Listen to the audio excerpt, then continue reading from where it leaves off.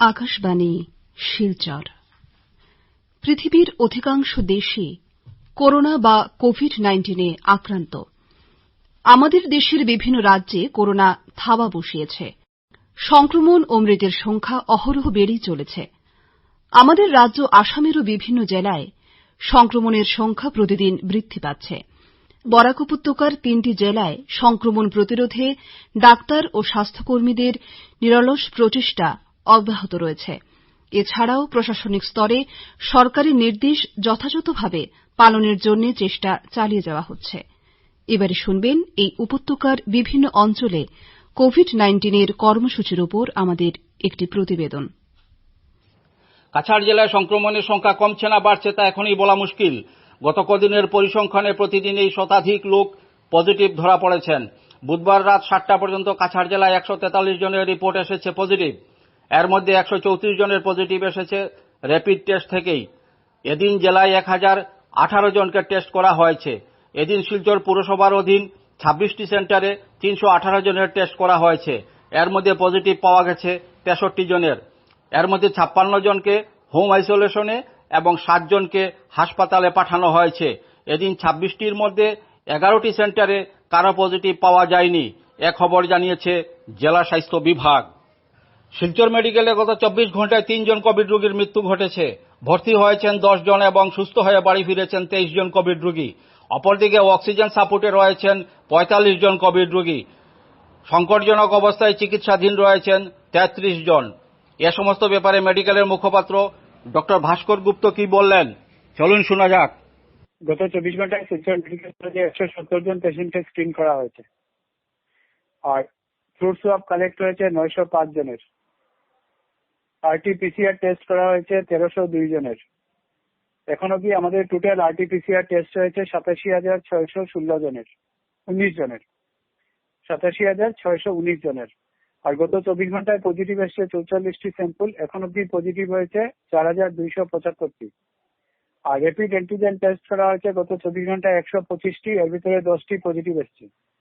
এখন অবধি total rapid antigen test করা হয়েছে 5,598টি, এর ভিতরে টোটাল পজিটিভ এসছে 648টি।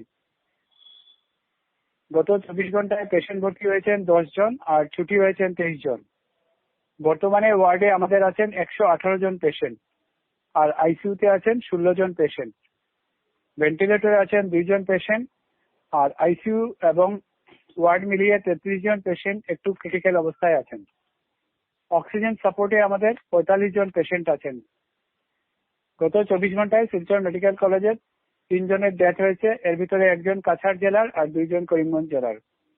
এখন অবধি আমাদের টোটাল অ্যাডমিশন হয়েছে 1645, মানে 1645 জন, আর ছুটি হয়ে গেছেন 1336 জন। আর এখন অবধি আমাদের 62 জন ডোনার প্লাজমা ডোনেট করেছেন, আর 160 জন প্লাজমা রিসিভ করেছেন। যদিও বর্তমানে শিলচর মেডিকেল কলেজে অনেক কোভিড রোগী আছে, তবু আমাদের স্বাভাবিক যেটা পরিষেবা সেটাও চালু আছে।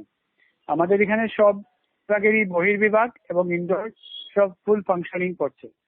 কাজে আমরা দেখতে পাচ্ছি বর্তমানে যে অনেক পেশেন্ট বাইরে চিকিৎসা পাচ্ছেন না, তাদেরকে এটাই বলবো, আপনারা বাইরে ঘোরাঘুরি না করে ডাইরেক্ট শিলচর মেডিকেল কলেজে আসেন। আমাদের সব ধরনের চিকিৎসাই আমরা অ্যাভেলেবল করে রেখেছি। তো বর্তমানে যেটা আজকের পরিসংখ্যানে দেখা গেল যে 100 জনের উপরে র্যাপিড টেস্ট করা হয়েছে এবং মাত্র 10 জনের পজিটিভ পাওয়া গেছে। তাছাড়া শিলচর মেডিকেলে বর্তমানে 100 কিছু বেশি চিকিৎসাধীন রয়েছেন। 18 জন ভর্তি রয়েছেন চিকিৎসাধীন আছেন 125 জনের টেস্ট করা হয়েছিল, 10 জন পজিটিভ এসছে। তো এই যে 905 জনের আরটি-পিসিআর করা হয়েছিল, এটা থেকে 44 জনের। এই যে বিশাল একটা তফাৎ, সেখানে কি বলবেন? পজিটিভের সংখ্যা তো অনেক কম। একটু তো আপাতত কয়েকদিন ধরে একটু মানে রোগটা মানে একটু কমের দিকে লক্ষ্য করা যাচ্ছে। দেখা যাক আরো কিছুদিন। তো যারা প্লাজমা রিসিভ করছেন তাদের মধ্যে সবাই কি সুস্থ হচ্ছেন বা কেউ মারা গেছেন প্লাজমা নেওয়ার পরে? আমাদের যারা প্লাজমা নিয়েছেন এর মধ্যে 12 জন পেশেন্ট মারা গেছেন, আর বাকি 35 জনের মতো পেশেন্ট সুস্থ হয়ে ঘরে চলে গেছেন, আর বাকিদের এখনো চিকিৎসা চলছে শিলচর মেডিকেল কলেজে। আকাশবাণী শিলচর কেন্দ্রের পক্ষে আমি রতন দেব। কাছাড় জেলায় লাগাতার কোভিড রোগীর সংখ্যা বৃদ্ধি পাওয়ায় উদ্বিগ্ন চিকিৎসকরা। তাই কোভিড রোগের উপসর্গ রয়েছে এমন লোকদের অবিলম্বে পরীক্ষা করানোর আবেদন জানিয়েছেন শিলচরের বিশিষ্ট চিকিৎসক ডক্টর গিরিধারী কর। তিনি জানান, বিগত 6 মাস থেকে আমরা কোভিড অতিমারীর সাথে আমাদের লড়াই চালিয়ে যাচ্ছি। বিভিন্ন সরকারি নির্দেশনা, প্রচেষ্টা, জনসাধারণের সহযোগিতা, চিকিৎসা বিভাগের প্রচন্ড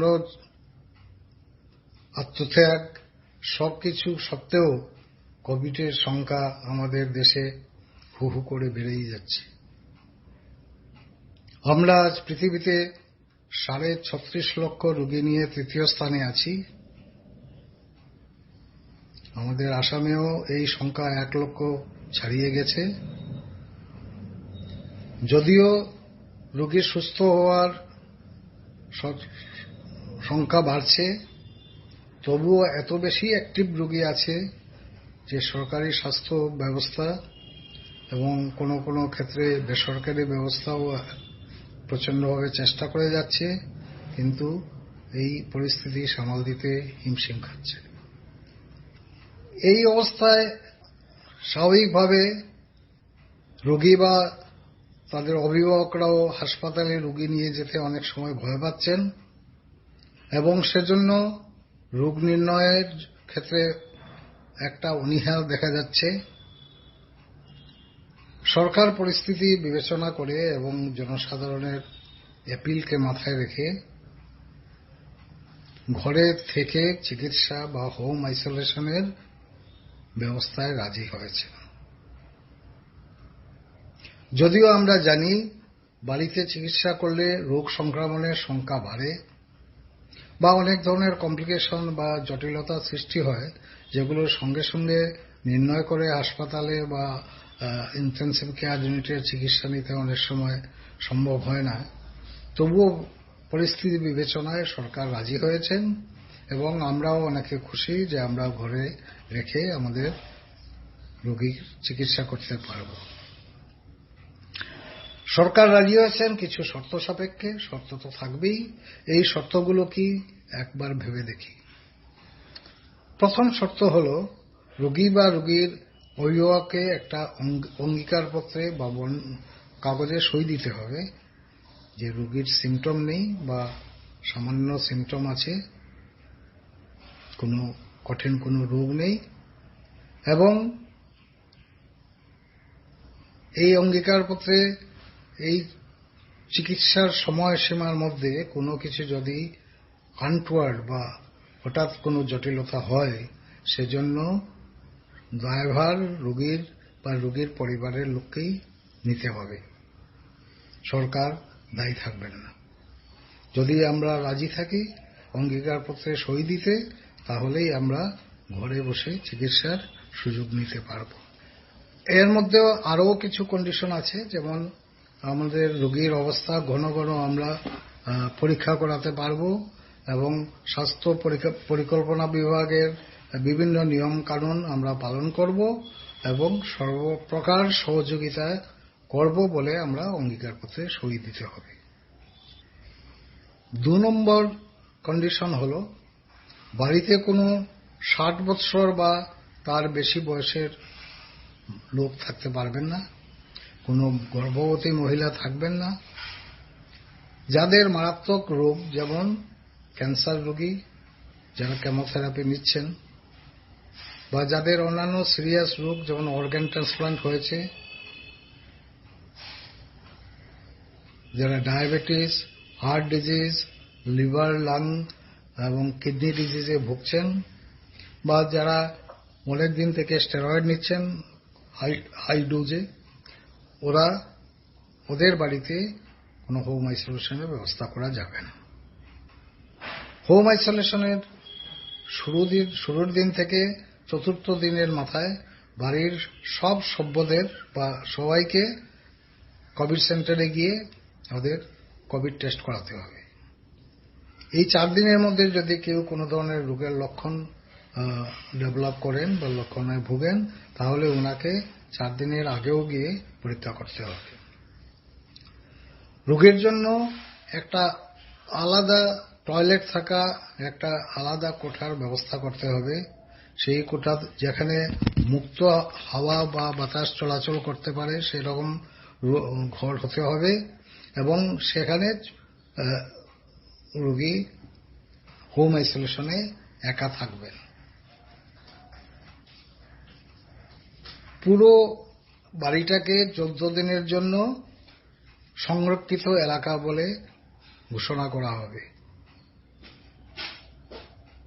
যদি এই বাড়ি কোনো অ্যাপার্টমেন্ট হাউস বা ঘন বসতিপূর্ণ এলাকাতে হয়,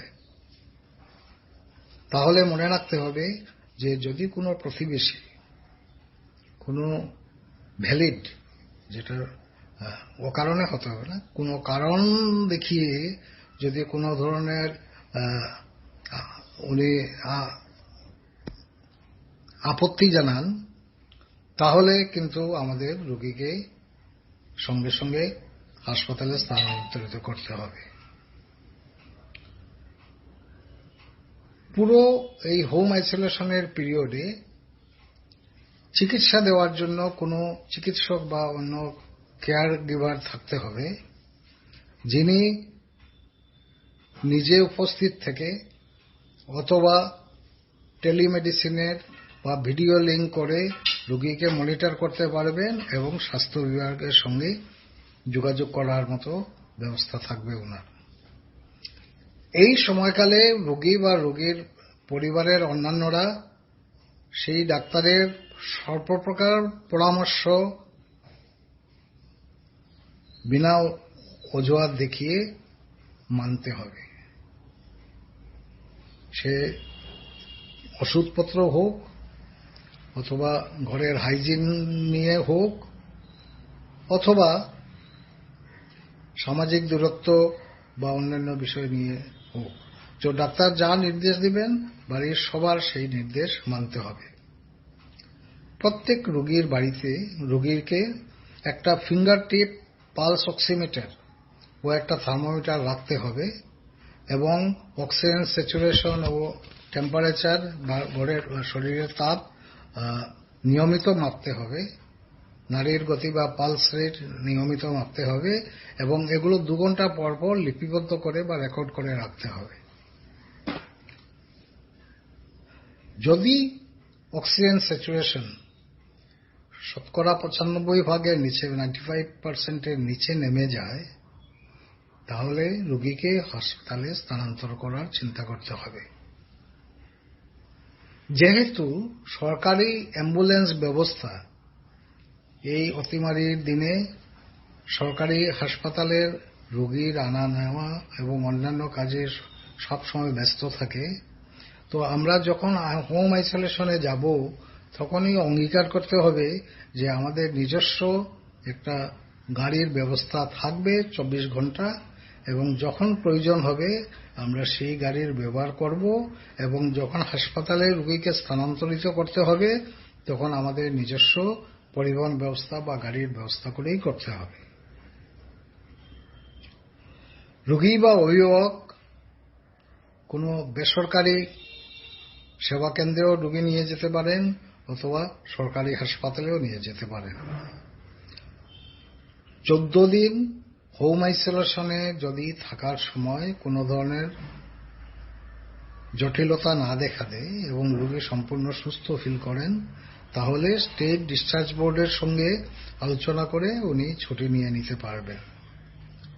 বর্তমান পরিস্থিতিতে আমাদের শহরে বা আমাদের জেলার বিভিন্ন জায়গায় যেভাবে যে দ্রুতগতিতে কোভিড রোগ ছড়াচ্ছে, তো আমি আমার শহরের লোকদের বা আমার জেলার অন্যান্য লোকদের আমি অনুরোধ করব, আপনারা যারা কোভিড রোগীর সংস্পর্শে এসছেন বা সন্দেহ করছেন, আপনারা সবাই নিজে থেকে গিয়ে কোভিড সেন্টারে আপনাদের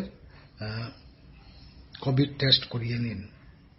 যেহেতু হোম আইসোলেশনের সুবিধা আছে, তাই হাসপাতালে ভর্তির অযথা ভয় থেকে নিজেকে মুক্ত রাখুন। যেটা আমার দেখা মতে অনেকেই টেস্ট করান না, যদি পজিটিভ হয় যেহেতু হাসপাতালে যেতে হবে, এবং সরকারি হাসপাতাল সব সময় সবার মনপত হয় না। তো যেহেতু হোম আইসোলেশনের সুযোগটা সরকার দিচ্ছে, তাই আমি বলছি আপনারা যত বেশি সংখ্যায় পারবে সম্ভব হয় গিয়ে টেস্ট করিয়ে নিন। হ্যাঁ, টেস্ট করানোর প্রয়োজন আছে।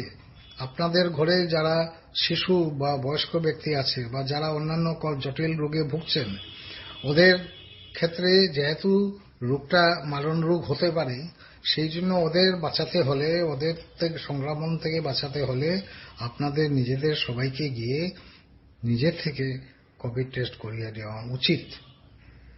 এই সুযোগ নিন, কারণ হোম আইসোলেশনের ব্যবস্থা সুযোগ করে দিয়েছে সরকার। কাজেই আমরা যেন ভয় না পাই। মাস্ক ব্যবহার করুন, শারীরিক ও সামাজিক দূরত্ব ন্যূনতম 6 ফুট বা 2 মিটার আমরা মেনটেন করব, এবং যথাসম্ভব ঘরে থাকব, তাহলেই আমরা সুস্থ থাকব। আকাশবাণী শিলচরের পক্ষে আমি অভিজিৎ নাথ। হাইলাকান্দি জেলায় ব্যাপকভাবে র্যাপিড অ্যান্টিজেন টেস্ট চলছে। এতে নির্ভয়ে সবাইকে এগিয়ে আসার আহ্বান জানিয়েছেন জেলা শাসক মেঘনিধি দাহাল। देखिए, हैलाकांदी जिला में कोविड का परिस्थिति तो ऑलमोस्ट ज्यादा सुधार होते हुए तो नहीं दिख रहा है। केसेस हमको काफी मिल ही रहे हैं अभी भी डेली बेसिस पे। इनफैक्ट कुछ दिन पहले हमारा अब तक का रिकॉर्ड हाई 135 केस मिला था एक ही दिन में। तो सिचुएशन कोविड का अभी भी चिंताजनक ही है। आरटीपीसीआर तो खैर जो भी सस्पेक्टेड केसेस हैं जिसका रैट में भी नेगेटिव आता है रैपिड एंटीजन टेस्ट में, उनका हम आरटीपीसीआर करते हैं। तो सस्पेक्ट है या फिर पॉजिटिव का कांटेक्ट चेन है, उसका ये रैपिड एंटीजन टेस्ट में नेगेटिव आता है, तो फिर भी श्योर होने के लिए, कंफर्मेशन के लिए हम आरटीपीसीआर भी करते हैं। बट कम्युनिटी लेवल पे जो टेस्टिंग होता है वो बेसिकली मोस्टली हम लोग रैपिड एंटीजन टेस्ट से ही करते हैं। आरटीपीसीआर का सैंपल्स हम लोग नहीं लेते हैं जब एज लॉन्ग एज वो पर्सन सिम्टोमेटिक नहीं है। अगर सिम्टोमेटिक है, थोड़ा डाउटफुल है, तो उनका हम आरटीपीसीआर सैंपल भी लेते हैं। তো কোভিড কেয়ার সেন্টারগুলোতে সব ধরনের ব্যবস্থা রয়েছে আপনার? जी, अभी ये काफी लोगों में ये भी था, आशंका था, संदेह था कि ये कोविड केयर सेंटर्स में कैसा है फैसिलिटी, सिविल हॉस्पिटल में कैसा है फैसिलिटी। हम तो देखिए पूरी तरीके से कोशिश करके इतना बेस्ट फैसिलिटी प्रोवाइड कर सकते हैं, क्योंकि इंफ्रास्ट्रक्चर का तो थोड़ा बहुत डेफिसिट है हमारे डिस्ट्रिक्ट में। बट इस इंफ्रास्ट्रक्चर के रहते कितना बेस्ट सर्विस कर रहे हैं। और कुछ दिनों से हम लोगों ने एक जो पॉजिटिव होके ट्रीट होके पेशेंट जो, उनसे भी हमने इंटरव्यू, उनका भी कुछ व्यूज हमने जाने, तो काफी सारे लोगों ने पॉजिटिव बताया कि अंदर मतलब काफी अच्छा चीजें बताया कि कोविड के सेंटर में उनका अच्छे से ख्याल रखा गया, हॉस्पिटल में उनका अच्छे से ख्याल रखा गया, उनको ज्यादा असुविधा हुआ नहीं है, हेल्थ टीम ने आके उनको चेक किया। तो ये सब चीजें भी हम लोग अभी थोड़ा सा उनका भी व्यूज जानना चाह रहे हैं, और ये उनका जो व्यूज है ये बाकी लोगों में भी शेयर कर रहे हैं, बाकी पब्लिसाइज भी कर रहे हैं, ताकि बाकी लोगों को भी पता चले कि हमारे कोविड के सेंटर्स हो या हॉस्पिटल्स हो, वहाँ पे लोगों का ख्याल रखा जाता है अच्छे से। जी, তো সেন্টারগুলোতে রিফ্রেশমেন্টের ব্যবস্থাও রয়েছে হয়তো? जी, देखिए ये तो इनफैक्ट जो नॉर्मल गवर्नमेंट हॉस्पिटल्स में जो खाने का रेट होता है उससे कई ज्यादा रेट है। गवर्नमेंट ने तो about approximately 500 rupees plus fruits के लिए अलग से व्यवस्था भी किया हुआ है जो कोविड के सेंटर में जो लोग रहते हैं। तो खाने का तो जो जनरली मिलता है, मान लीजिए गवर्नमेंट हॉस्पिटल में जो रेगुलर सप्लाई होता है खाने का, अदरवाइज उससे तो कई बेटर खाना हम लोग अभी प्रोवाइड करते हैं कोविड में। ये जो कोविड के सेंटर में जितने भी एडमिटेड होते हैं उनका कुछ अपने से कुछ व्यवस्था करने का जरूरत नहीं है। हम उनको हम ही लोग प्रोवाइड करते हैं। खाने से लेके सारा चीज हम लोग प्रोवाइड करते हैं। डॉक्टर भी उनको चेक करता है वहीं पे जाकर, प्रॉब्लम नहीं है। তো প্রশাসনের পক্ষে হোম আইসোলেশনকে কি অগ্রাধিকার দেওয়া হচ্ছে বর্তমানে? देखिए, नहीं, होम आइसोलेशन हम लोग अलाउ करते हैं। होम आइसोलेशन सरकार ही अलाउ करता है, तो हम लोग भी उसमें वादा नहीं देते हैं। लेकिन होम आइसोलेशन में एक प्रॉब्लम या फिर एक चिंता ये रहता है कि हमारे डॉक्टर उनको जाके विजिट करके चेकअप नहीं कर पाते, क्योंकि हमारा डिस्ट्रिक्ट में इतना इंफ्रास्ट्रक्चर ही नहीं है, या फिर गवर्नमेंट का भी नियम नहीं है कि होम आइसोलेशन में जाके हमको चेक करना है। तो तो जो होम आइसोलेशन में रहता है वो पूरा अपने रिस्क पे रहना होता है हमको। तो अगर कोई सिम्टम्स नहीं है, बीमार लोग नहीं है लेकिन पॉजिटिव हैं, वो होम आइसोलेशन में रहना चाहते हैं, तो हमको कोई आपत्ति नहीं है, एज लॉन्ग एज एक आधा कंडीशन और फुलफिल करते हैं कि उनके घर में उनके रहने के लिए सेपरेट जगह है, सेपरेट टॉयलेट है, ताकि बाकी अपने परिवार वालों को ना फैलाए। अगर ये सब कंडीशन सेटिस्फाई होता है तो हम होम आइसोलेशन करने दे देते हैं। তো গণসংক্রমণ রোধে জেলাবাসীকে কি বলবেন, জেলাবাসীর প্রতি কি আবেদন এই মুহূর্তে? देखिए, मेरा तो हमेशा से यही आवेदन रहा है सारे जनसाधारण के लिए कि कोविड का तो एक ही सॉल्यूशन है कि जितना जल्दी हो सके हम इसको डिटेक्ट करें और इसको आगे फैलने से रोकें। क्योंकि अगर पॉपुलेशन में बहुत ये ज्यादा फैल अगर जाएगा तो बाद में हो सकता है कि हम ऐसे कंडीशन में पहुंच जाएं कि हम सबको शायद एक साथ ट्रीटमेंट भी ना कर पाए, क्योंकि कैपेसिटी लिमिटेड है। हमारा डिस्ट्रिक्ट में कुल मिला के जो कोविड केयर सेंटर हो या हॉस्पिटल हो, उसकी जो आइसोलेशन बेड्स की जो कैपेसिटी है वो सीमित है। क्योंकि उस किसी एक लेवल से ऊपर हम लोग नहीं जा सकते। फिर ऊपर क्या उसके अलावा और क्या होता है कि हमारे फ्रंटलाइन वर्कर्स भी इफेक्ट हो जाते हैं, जिसकी वजह से हमारा कैपेसिटी और कम हो जाता है, डॉक्टर्स लोग पॉजिटिव हो जाते हैं, तो और हमारा मतलब चैलेंजेस आ जाता है। तो अगर हम इसको फैलने से अगर रोकते हैं और जितना हो सके समय पे हम लोग को टेस्टिंग करवा सके, ताकि समय पे वो आइसोलेट हो जाए, समय पे उनको ट्रीटमेंट मिले, तो ही जाके हम इसको कोविड को अच्छे से ये कर सकते हैं, मैनेज कर सकते हैं। क्योंकि अगर बहुत देर अगर लोग आ जाते हैं हॉस्पिटल में, बहुत ज्यादा सिम्टम्स होने के बाद अगर आ जाते हैं, तो उनको ट्रीटमेंट देना भी बहुत मुश्किल हो जाता है।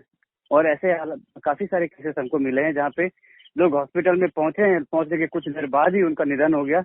हमने टेस्ट करवाया तो बाद में कोविड पॉजिटिव हैं वो। तो अगर ये केसेस समय पे पता चल जाता तो हो सकता है कि हमारे मेडिकेशन से शायद उनका इलाज भी हो जाता है।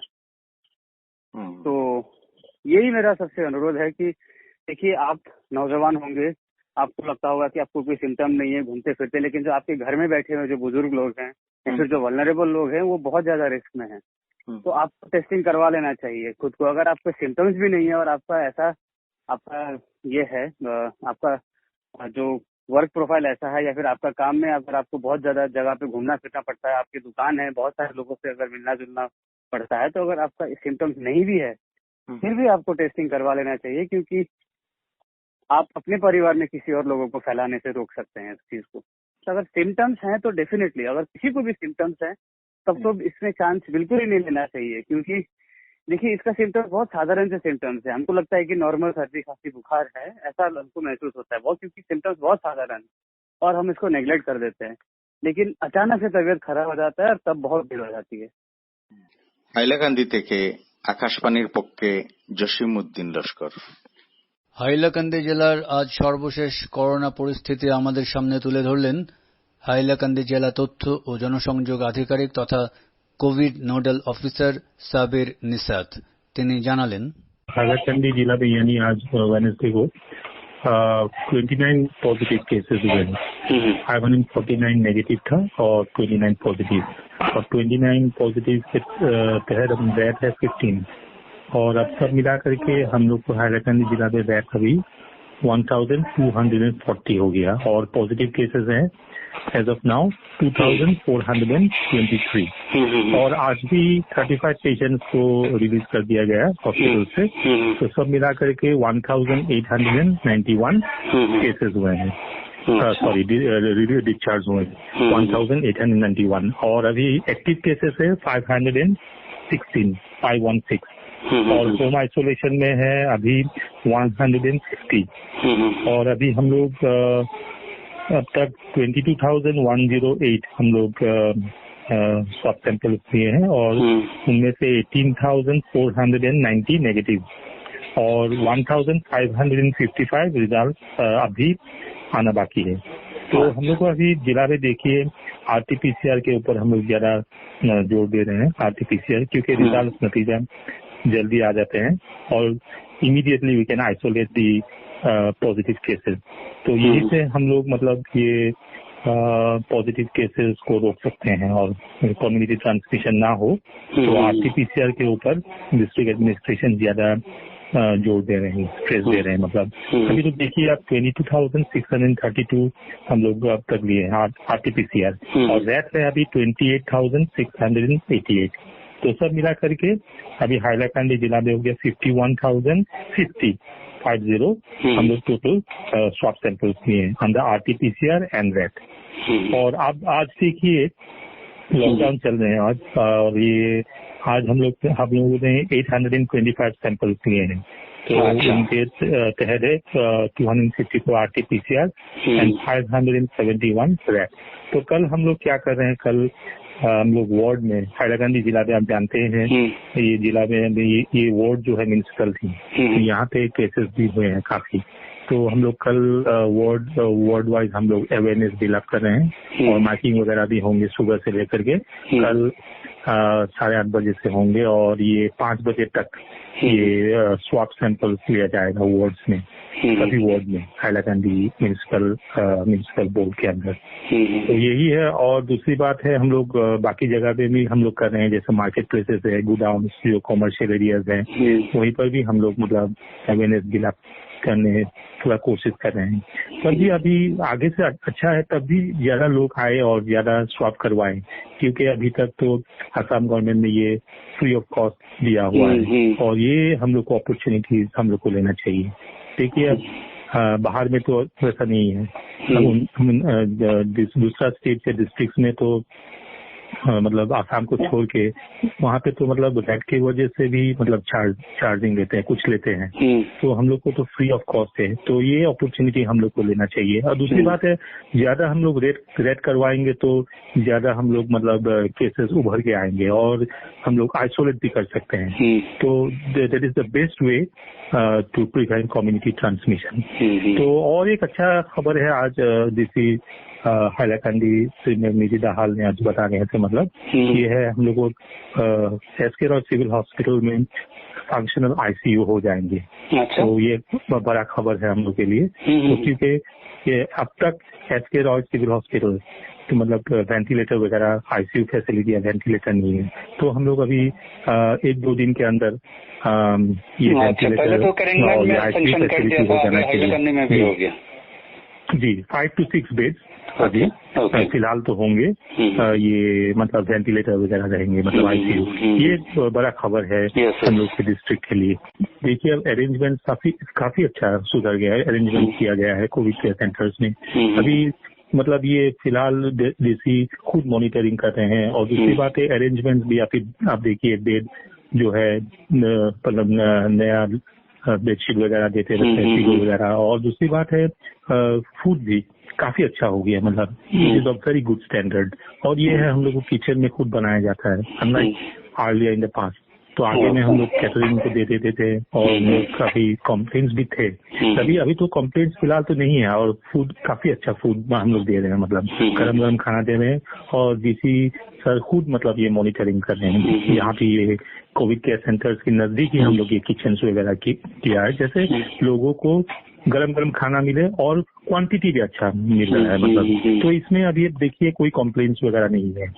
और दूसरी बात है डॉक्टर्स भी हरदम कोविड केयर सेंटर्स में देख रहे हैं।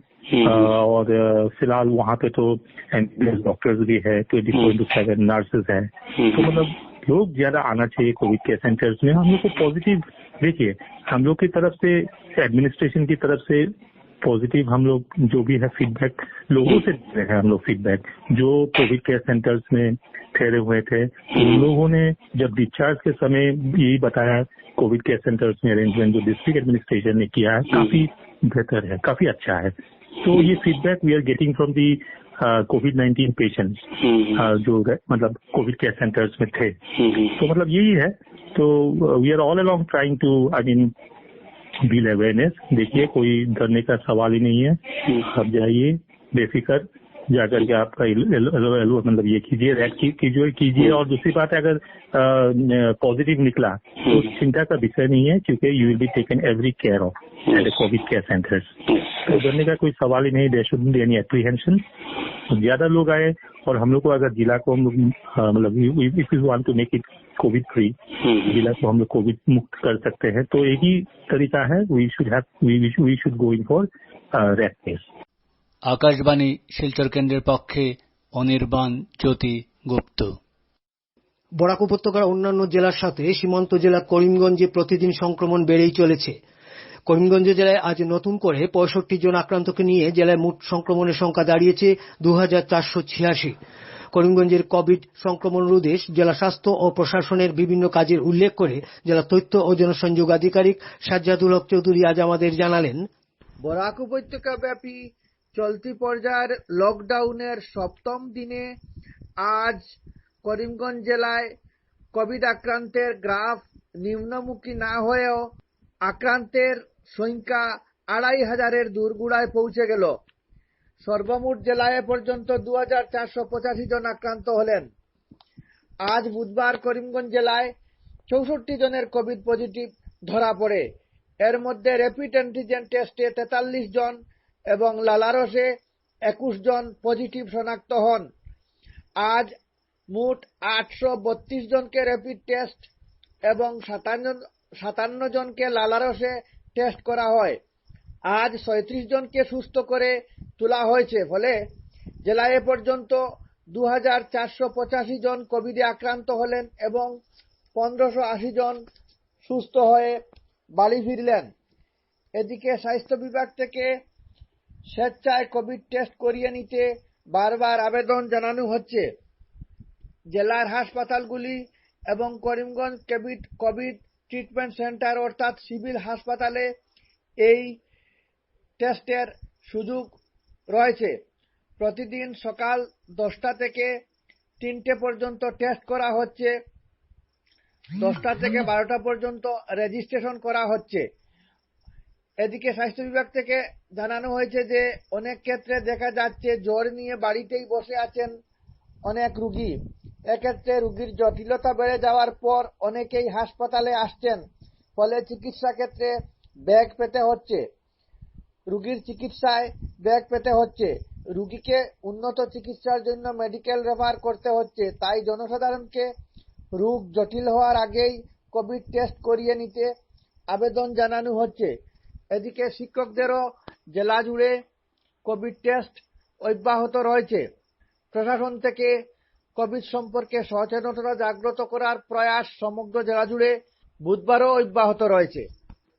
করোনা ভাইরাসকালীন সময়ে করিমগঞ্জ জেলা রাষ্ট্রীয় স্বাস্থ্য মিশনের কর্মীরা জেলায় সংক্রমণ প্রতিহত করতে নিরলস কাজ চালিয়ে যাচ্ছেন।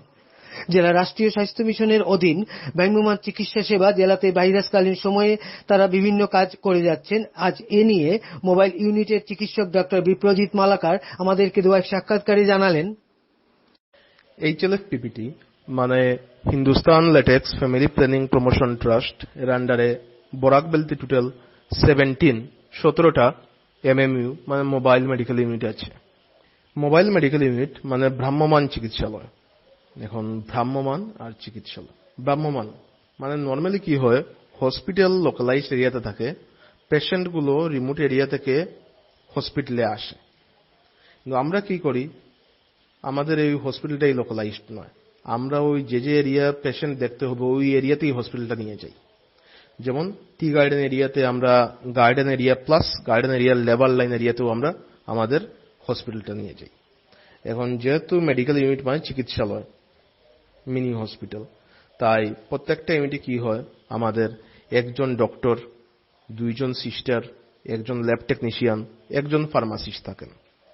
মানে আমাদের প্রত্যেকটা ইউনিটই একটা মিনি হসপিটাল। এখানে রোগীর ফ্রি চেকআপের মধ্যে যেমন নর্মাল পেশেন্ট আসলে নর্মালি যে চেকআপ হয়, প্লাস গর্ভবতী মহিলা আছে যেমন এএনসিদের যে চেকআপ, প্লাস পোস্টনেটাল চেকআপ মানে ডেলিভারির পরে মহিলারা যখন আসে তাদের চেকআপ, প্লাস ফ্রি টেস্টের মধ্যে যেমন আপনার ইসিজি, কিডনির টেস্ট যেমন কিডনি ফাংশন টেস্ট, লিভারের টেস্ট যেমন লিভার ফাংশন টেস্ট, রক্তের টেস্ট যেমন হিমোগ্লোবিন, ব্লাড গ্রুপিং, সুগারের টেস্ট, ম্যালেরিয়ার টেস্ট, এমনকি গর্ভবতী মহিলাদের জন্য টেস্ট হয়। এটা ফ্রি মেডিসিন সাপ্লাই। মানে এই মিনি হসপিটালে মানে আমরা যে মোবাইল মেডিকেল ইউনিটে free check up, free test, free medicine দেওয়া হয়। কারণ ফ্রি মেডিসিনের ভিতর কি কি আছে? ফ্রি মেডিসিনের ভিতরে নর্মালি পেশেন্ট যে রোগ নিয়ে আসবে ওই রোগেরই ট্রিটমেন্ট আগে দেওয়া হবে, প্লাস কন্ডম, ট্যাবলেট, মালাডি, এইগুলো which are part of our family planning. Barak ভ্যালিতে টোটাল আমাদের 17টা ইউনিট আছে, mobile medical unit. Out of this 17 units 12 unit covid specific ডিউটিতে presently 12 out of this 17 units 12 unit covid specific ডিউটিতে, আর 5টা ইউনিট ওপিডি সার্ভিস। কেন আমরা এই 5টা ইউনিটকে আলগা রেখে দিলাম কোভিড এর সময়? কারণ আছে। কারণ দেখুন 17টা ইউনিটের মধ্যে 12টা ইউনিট অলরেডি কোভিড স্পেসিফিক ডিউটিতে আছে, ওরা স্ক্রিনিং করছে। কিন্তু এখন অলরেডি পেশেন্টগুলো রিমোট এরিয়া থেকে একটা সিভিল হসপিটালে আসা কি পিএইচসিতে আসা অনেক কষ্টের।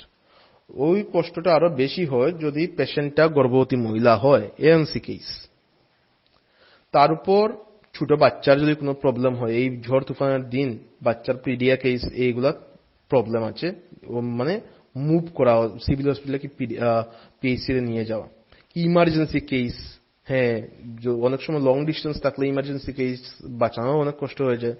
তাই এইগুলোকে এই জিনিস দেখে আমাদের out of 17 mobile medical unit 5টা ইউনিটকে বলা হয়েছে ওপিডি সার্ভিসটা যে কোনো উপায়ে মেনটেন করার জন্য। কারণ এএনসি কেস আছে, গর্ভবতী মহিলাদের কেস, বাচ্চাদের কেস, ইমার্জেন্সি কেস আছে। এখন করিমগঞ্জে আমাদের টোটাল 5টা মোবাইল মেডিকেল ইউনিট আছে। ওই 5টা মোবাইল মেডিকেল ইউনিটের মধ্যে 4টা mobile medical unit tea garden area specific, আর একটা mobile medical unit non tea garden area specific. এখন আমাদের প্রত্যেকটা এমএমইউ ইউনিটে একজন কোন ব্যান কোঅর্ডিনেটর। এখন ব্যান কোঅর্ডিনেটর এই যে আমাদের স্টাফের মধ্যে থেকে একজন অফিস সিলেক্ট করে। স্টাফ কারা? যেমন ডক্টরকে ব্যান কোঅর্ডিনেটর নয়, সিস্টার, ল্যাব টেকনিশিয়ান কি ফার্মাসিস্টের মধ্যে থেকে একজন সিলেক্ট করে অফিস। এবং কেন ব্যান কোঅর্ডিনেটর বানানো হয়? দেখুন আমরা যখন যে এরিয়াতে ডিউটি করে আসলাম, এই ব্যান কোঅর্ডিনেটর কাজ হলো যে এরিয়ায় ডিউটি করে আসলাম ওই এরিয়ার এএনএম, লোকাল আশা, এমনকি অনেক ম্যাক্সিমাম টাইমে লোকাল এএনএম কি লোকাল আশা থেকে আমাদের হেল্প করে লোকাল পেশেন্টের ফোন নাম্বার। হ্যাঁ, তারা ব্যান কোঅর্ডিনেটর গুলো লোকাল পেশেন্টের, লোকাল এএনএম, লোকাল আশার ফোন নাম্বার কালেক্ট করে। এখন কেন কালেক্ট করে? কারণ দেখুন আমরা মাসের শুরুতেই 1 তারিখেই পেয়ে যাই যে এই মাসে কোন ডেটে কোন জায়গাতে ডিউটি হবে। এখন আমরা জানি এই মাসের কোন ডেটে কোন জায়গায় ডিউটি হবে, ওই এরিয়ার পেশেন্ট গুলো জানবে কি করে? হ্যাঁ, ওই এরিয়ার পেশেন্ট গুলো জানার ডিউটি হলো ব্যান কোঅর্ডিনেটর। কিভাবে? ওই যে ব্যান কোঅর্ডিনেটর যে লোকাল পেশেন্ট গুলোর নাম্বার, লোকাল আশার নাম্বার, লোকাল এএনএম এর নাম্বার যে কালেক্ট করেছে, সে ওই এরিয়াতে আমাদের যাওয়ার 3-4 দিন আগে, অনেক সময় তো 5-6 দিন আগেও বলে দেয় ওই এরিয়ার মানুষগুলোকে যে আমরা 3-4 দিন পর আসছি। তাতে কি হয়, আমাদের যাওয়ার আগে থেকে ওরা জেনে নেই হ্যাঁ এই মোবাইল মেডিকেল টিম আসছে, আমাদের যার রোগ আছে হ্যাঁ কি এমনি নর্মালি চেক আপ করিয়ে নেই। এখন প্রত্যেকটা ইউনিট কিন্তু 1 মাসে টোটাল 22টা ক্যাম্প করে, 22 এরিয়াতে যাওয়ার পর আমাদের মেইন সার্ভিস নর্মালি এই যে এখন 5টা ইউনিটের মেইনলি যে বললাম 12 ইউনিট অলরেডি কোভিড স্পেসিফিক ডিউটিতে আছে। 12 ইউনিট ছেড়ে বাকি যে 5টা ইউনিট যে আমাদের যেমন নিজের ইউনিট 077 যেটা গার্ডেন এরিয়া স্পেসিফিক ডিউটি, আমাদের মেইন কাজ হলো এখন নর্মালি ওপিডি সার্ভিস দেওয়া। বলে আগে তো বলেছি যেমন এএনসি কেস, ইমার্জেন্সি কেস, পিডিয়া কেসগুলো যখন তখন ওপিডি সার্ভিসে পেশেন্ট আসবে তার নাম রেজিস্ট্রেশন, তার চেক আপ, প্রয়োজনে তার অনেক সময় টেস্টও দিতে লাগে। তারপর তার ডায়াগনোসিস বুঝে তাকে মেডিসিন দেওয়া হয় যে যার রোগ হলো। এএনসি কেস আসলো, এএনসি কেস আসার পর তার weight, height, blood pressure, ANC কেসের চেক আপ, এএনসি কেসের টেস্ট, তারপরে এএনসি কেসের মেডিসিন দিয়ে তারপরে এএনসি কেসকে অ্যাডভাইস দিতে হয়। কেন অ্যাডভাইস? কারণ দেখুন গার্ডেন এরিয়া যেগুলো আমরা যাই ওই এরিয়ার পেশেন্টগুলো যে লেবার পেশেন্ট অনেক লোয়ার ক্লাসের, তাই কি হয় ওদের ডায়েটটা প্রপার ডায়েট নয়, ওদের খাওয়া দাওয়াতে অনেক ডেফিসিয়েন্সি আছে। তাই ওদের কি হয় ডায়েটের অ্যাডভাইসটা মিলিয়ে দিতে হয়, কারণ যাতে অ্যাটলিস্ট বাচ্চাটা ঠিকঠাক সুস্থ সবল হয়। ডায়েটের অ্যাডভাইস কি খেতে লাগবে, কি না, কেমন রেস্ট নিতে লাগবে, কেমন অ্যাডিকুয়েট ওয়াটার খেতে হবে, তারপর আপনার কেমন হার্ড ওয়ার্ক অ্যাভয়েড করতে হবে, এইগুলো জিনিস কেমন যেমন হাঁটতে হবে, এইগুলো জিনিস এএনসি কেসগুলোকে অ্যাডভাইস দেওয়া। তারপর আছে এএনসি মাদারগুলোকে কাউন্সিলিং দেওয়া, which are part of our family planning. Paedia case আছে বাচ্চারা, হ্যাঁ বাচ্চাদেরও চেক আপ, ওদের মেডিসিন। হ্যাঁ এখন কিন্তু ওপিডি সার্ভিসে অনেক আমাদের এখন কি আমরা কিন্তু ওপিডি সার্ভিসে ইমার্জেন্সি জিনিসটাও দেখি। ইমার্জেন্সি যেমন যদি ধরলেন হ্যাঁ এরকম হয় আমাদের যেমন 4 দিন 22 দিন ডিউটির মধ্যে লাগা 3-4 দিন ডিউটি থাকলে একদিন তো কনফার্ম, একদিন কি 2 দিন কনফার্ম একটা ইমার্জেন্সি কেস আসবে। হ্যাঁ তো ইমার্জেন্সি একটা এক্সাম্পল আমি দিই, অনেকগুলো এক্সাম্পল আছে। বিপি হাই পেশেন্ট, এমন বিপি হাই জাস্ট অ্যাবাভ 230, হ্যাঁ ওই পেশেন্টকে তখন ম্যানেজ করে সুস্থ সবল করা। তারপর ওই রকম পেশেন্ট কিন্তু 1-2 নয়, অনেকগুলো পেশেন্ট আছে। এইগুলো পেশেন্ট ফিরে এখন সুস্থ সবল হয়ে ওরা আমরা যখন ক্যাম্প করি আমাদের ক্যাম্পে এখনো আসে। এখন তো অনেকে নাতিও নিয়ে আসে। হ্যাঁ এখন কোভিড স্পেসিফিকের জন্য আমাদের এখন দেখুন out of 17 unit 12 unit already Covid specific ডিউটিতে এনগেজ। তাই বাকি যে আমাদের 5টা ইউনিট আছে তারা কি করি আমরা কোভিডের এসেসারি পার্ট, মানে কোভিডের অ্যাওয়ারনেস, কোভিড স্পেসিফিক অ্যাওয়ারনেস। কেন অ্যাওয়ারনেস? আজকাল তো টিভির দিন, মোবাইলের দিন। হ্যাঁ দেখুন আমরা যে এরিয়াতে যাই, lever line area, remote area, ওইগুলো এরিয়াতে 3-4টা গড় পরে হয়তো বা একটা করে টিভি দেখবেন, এইভাবেও হয়। তাই অনেক সময় তাদের মধ্যে কোভিড সম্পর্কে একটা আতঙ্ক থাকে। কি আতঙ্ক? হ্যাঁ আতঙ্ক এইরকম যে তাদের মধ্যে যদি নর্মালি কি অনেকের যদি ফিভার বা কাফ হয় তারা কিন্তু ভাবে ওঠাও কিন্তু কোভিড, একটা আতঙ্ক, হ্যাঁ কোভিড হয়ে গেল। তাই ওই আতঙ্কটা দূরটা করে অ্যাওয়ারনেস কে দেয়? আমরা দেয়। কিভাবে অ্যাওয়ারনেসে? দেখুন অ্যাওয়ারনেসে যখন দেওয়া হয় তখন আমি ডক্টর হিসেবে প্রেজেন্ট থাকি, আমার সিস্টার প্রেজেন্ট থাকেন, আমার ফার্মাসিস্ট প্রেজেন্ট থাকেন। হ্যাঁ ল্যাব টেকনিশিয়ান অনেক সময় টেস্ট থাকলে বিজি থাকেন, তাই যখন টেস্ট শেষ হয়ে গেল তখন উনিও এসে অ্যাওয়ারনেসে পার্টিসিপেট করেন। অ্যাওয়ারনেসে আমরা মেনলি এরিয়ার লোকগুলোকে বুঝাই, দেখো বাইরে থেকে গড়ে যাওয়ার পর বাইরের কাপড় বাইরে রেখে ঢুকতে হবে, হাত পা ধুয়ে, কি দুপুরবেলা হলে তো কথাই নেই, স্নান করে ঢুকতে পারো, কি বাজার টাজার করে আসলে হাত পা ধুয়ে বাইরে কাপড় রেখে ঢুকো, ফেস মাস্ক ইউজ করো, সোশ্যাল ডিস্টেন্সিং মেনটেন করো। অনেক সময় কি হয় এই যে অ্যাওয়ারনেসের সময় অনেকগুলা ঘরে এইজড পার্সন, বৃদ্ধ লোক আছে, বেবি আছে, ওদের বেলা কি কি প্রিকশন নিতে হবে তাও বোঝানো হয়। আমাদের এই যে মোবাইল মেডিকেল ইউনিট, সেখানে একটা বড় গাড়ি আছে, বড় গাড়ির এক সাইডে কিন্তু একটা এলইডি টিভি আছে। ওই এলইডি টিভিতে আমরা অনেক সময় ভিডিও দিয়েও মানুষগুলোকে অ্যাওয়ারনেস করাই। কিন্তু ম্যাক্সিমাম সময় কি হয় ওই গাড়িটা বড় যে আমরা বিশেষ করে যে এরিয়াতে ক্যাম্প করি ওই এরিয়াতে অনেক সময় গাড়িটাও যাওয়া প্রবলেম হয়। তাই আমরা টিম, যেমন আমি ডক্টর হিসেবে, সিস্টার, ফার্মাসিস্ট, হ্যাঁ অনেক সময় ল্যাব টেকনিশিয়ান ফ্রি হলো, তাই আমরা গিয়ে ওদের অ্যাওয়ারনেস করাই। কিন্তু অ্যাওয়ারনেসের সময় মেইন যে জিনিস, অ্যাওয়ারনেসের সময় আমরা মেইন যে জিনিসটা অ্যাভয়েড করি তা হলো গ্যাদারিং অ্যাভয়েড করা। কেন? অনেক সময় কি হয়, অনেক সময় অনেক লোক ভাবে যে হ্যাঁ চলো অ্যাওয়ারনেস দেবো, কি করে 40-50টা লোক একসঙ্গে জোগাড় করো আর একটা অ্যাওয়ারনেস দিয়ে দাও। না, ওটা হবে মারাত্মক, ওটা হবে বিনাশকালে বিপরীত বুদ্ধি। হ্যাঁ ওইটা করতে নেই, কারণ তখন তো সোশ্যাল ডিস্টেন্সের তো পুরো 12টা বেজে গেল। হ্যাঁ তাই আমরা কি করি অ্যাওয়ারনেসের সময় অ্যাওয়ারনেসকে অনেকগুলো সেশনে ভাগ করি। ইচ সেশনে কি হয় 10-12 পেশেন্ট আমরা 1 মিটার ডিস্টেন্সে মেনটেন করে ওদের বুঝাই। 10-12 পেশেন্ট 1 মিটার ডিস্টেন্সে ইচ সেশন, 4-5টা সেশন এইভাবে চলে। অ্যাওয়ারনেসের মেইন আমাদের হাই প্রায়োরিটি ট্রাভেল হিস্ট্রি গুলো কালেক্ট করা।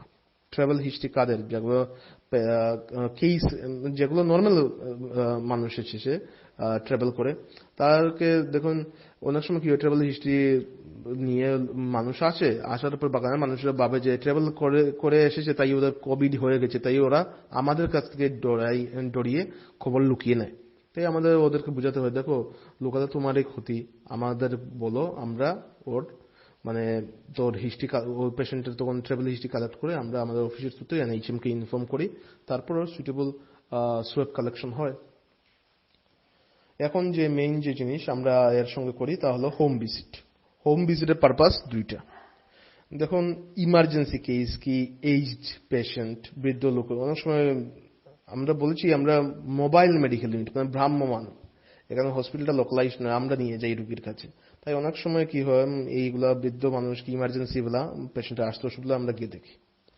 মেইন পারপাস আমাদের হোম ভিজিটের যে each and every house should be covered under awareness. মানে কি হয় দেখুন, যদি আমরা 10 কি 12 জন মানুষকে 1 মিনিট ডিস্টেন্সে রেখে অ্যাওয়ারনেস দিই, ওটার থেকে কিন্তু সেফ হয় হোম ভিজিটে গিয়ে অ্যাওয়ারনেস দেওয়া। কারণ কি ম্যাক্সিমাম এখন নিউক্লিয়ার ফ্যামিলিতে দেখা যায় 4-5 জনের বেশি মানুষ হয় না। তাই একটা হোমে যেখানে আমি 10-12 জন মানুষকে এক সাইডে অ্যাওয়ারনেস দেবো, ওর সঙ্গে আমি যদি কম্পেয়ার করি যে একটা ঘরে গিয়ে আমি 4-5 জনকে বুঝাবো, ওটা সেফ হয়। হোম অ্যাওয়ারনেসটা অনেক সেফ হয়, এটা রিস্ক কম কোভিডের সময়। হোম ভিজিটে মেইনলি আমাদের 2টা জিনিস করি। তাহলে এক হচ্ছে ট্রাভেল হিস্ট্রি, অনেক সময় লোকাল এরিয়ার মানুষরা যদি লুকিয়ে রাখে তা আমরা খুঁজিয়ে বের করে নেই, গিয়ে দেখি, তারপর আমরা ওইটা নোট করে রেখে আমরা আমাদের অফিসের থ্রুতে এনএইচএমকে ইনফর্ম করি। আর অলরেডি ট্রাভেল হিস্ট্রি যাদের পজিটিভ, মানে অলরেডি ওই যেগুলো কেস কি নর্মাল পার্সন যারা অলরেডি হোম কোয়ারেন্টাইনে আছে, তাদের আমরা ওই এরিয়াতে যাওয়ার পর খবর নেই। কেন? আমরা তখন খবর নেই যে হোম কোয়ারেন্টাইনে থাকা অবস্থায় ওই পেশেন্টের জ্বর, সর্দি, কাশি কি হয়েছে কি না, কি ও নর্মাল আছে কিনা, এইগুলো খবর নেওয়া। তাই সব শেষ করব আমি মহামৃত্যুঞ্জয় মন্ত্র দিয়ে। কারণ মৃত্যুঞ্জয় যিনি মৃত্যুকেও জয় করেছেন, দেবাদিদেব মহাদেব, তিনি এই করোনার সময় আমি আশা রাখি যে আমাদের সুস্থ সবল করে রাখবেন। তাই আমি বলি মহামৃত্যুঞ্জয় মন্ত্র, ওম ত্রয়ম্বকম যজামহে সুগন্ধিম পুষ্টিবর্ধনম উর্বারুকমিব বন্দনাৎ মৃত্যুর্মুক্ষীয়মামৃতাৎ। ওম নমঃ শিবায়। সব শেষে আমি আশা রাখি সবাই সুস্থ সবল থাকুন, সবার আরোগ্য কামনা করি। করিমগঞ্জ থেকে শিলচর আকাশবাণীর পক্ষে নবেন্দু দাস। এতক্ষণ শুনলেন কোভিড-19 উপর আমাদের কেন্দ্রের একটি বেতার প্রতিবেদন। সাক্ষাৎকার ও শব্দগ্রহণে ছিলেন অনির্বাণ জ্যোতি গুপ্ত, রতন দেব, অভিজিৎ নাথ, জসিমউদ্দিন লস্কর ও নবেন্দু দাস। সম্পাদনা অভিজিৎ নাথ, প্রযোজনা দিব্যজ্যোতি পুরকায়স্থ।